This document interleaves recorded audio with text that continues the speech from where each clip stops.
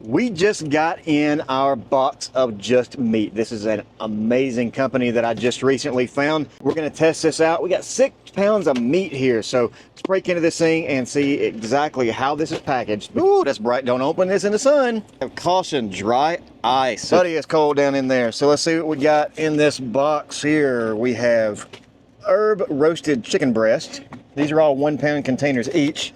We have smoked Texas brisket.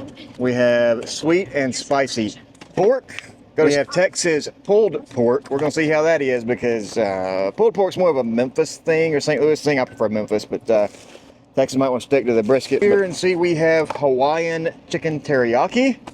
And we have Hawaiian teriyaki beef. So that's 6 pounds of meat here. So another good thing that I've noticed since I found this company and they started sending some stuff is that they send recipes out on how to hack this stuff and make different recipes. So let you know what we think.